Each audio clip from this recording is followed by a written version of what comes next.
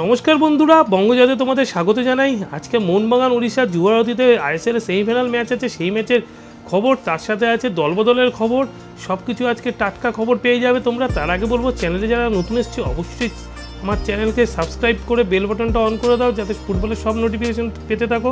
তার সাথে like, share আর comment করতে ভুলো না জানো।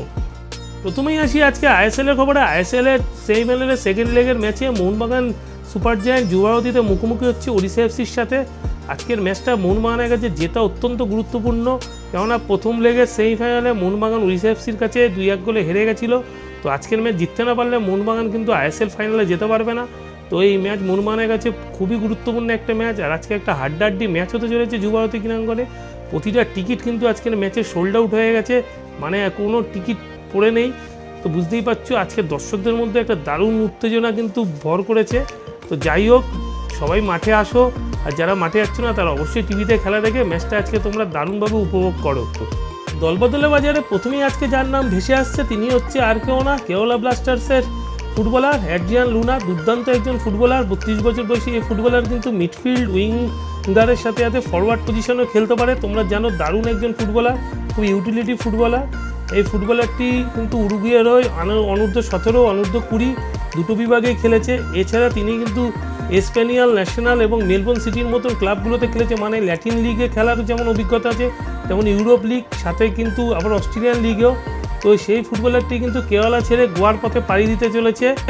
উরুগুয়ের অনূর্ধ্ব 17 দলের হয়ে তিনি 5 ম্যাচে 2 গোল করেছেন এবং অনূর্ধ্ব 20 দলের হয়ে 14 ম্যাচে 7টা গোল আছে, মানে বুঝতে পারছো দারুণ গোল গেটার কিন্তু এই অ্যাড্রিয়ান লুনা। তো এই ফুটবলারটি কিন্তু এই মুহূর্তে গোয়ার সাথে কথাবার্তা চালাচ্ছে, এবং যা এই মুহূর্তের খবর গোয়ার সাথে কথাবার্তা প্রায় অনেকটাই পাকা হয়ে গেছে। পরের যে দলবদলের আপডেট যার নামে উঠে আসছে তিনি আর কেউ না, তিনি কিন্তু হুগো বুমোস। সবাই তোমরা জানো দুর্দান্ত একজন ফুটবলার, এর আগে আইএসএলে কিন্তু গোল্ডেন বলও জিতেছিল এই Hugo Boumous.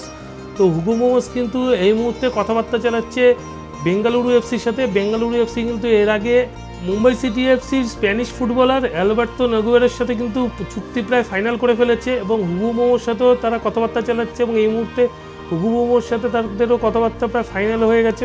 Mohun Bagan super জায়ান্টকে transfer ফিস দিয়ে হুগো বুমোকে নিতে চলেছে বেঙ্গালুরু এফসি। তার মানে বুঝতে পারছো সামনে বছর বেঙ্গালুরু এফসির কিন্তু মিডফিল্ড লাইন দুর্ধর্ষ হতে চলেছে।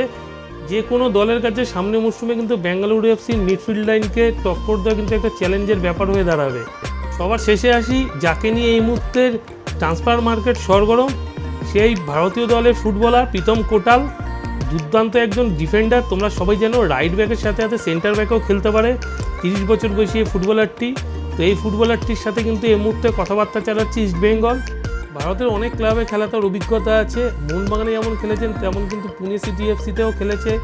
এছাড়া তিনি এটিকে মোহনবাগানেও খেলেছেন, ইন্ডিয়ান অ্যারোজে খেলেছেন, দিল্লি ডায়নামোসে খেলেছেন, মানে বুঝতেই পারছো তার কিন্তু অনেক ক্লাব খেলার অভিজ্ঞতা আছে। মোহনবাগানে তাকে ঘরের ছেলে বলা হলেও পরবর্তী সময় মোহনবাগান তাকে রাখেনি, সেই কোপ থেকে তিনি কেওলা ব্লাস্টার্সে বেরিয়ে গেছিলেন, এবং হয়তো এই মরশুমে তাকে আবার লাল হলুদ জার্সি পরে খেলতে দেখা যাবে আইএসএল এর ময়দানে।